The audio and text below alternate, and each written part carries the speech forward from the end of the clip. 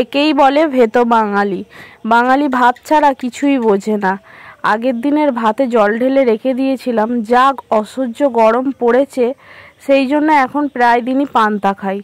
আর সকালে আলু ভেজে নিয়েছিলাম খানিকটা, সাথে ছিল কাঁচা লঙ্কা আর কাঁচা পেঁয়াজ।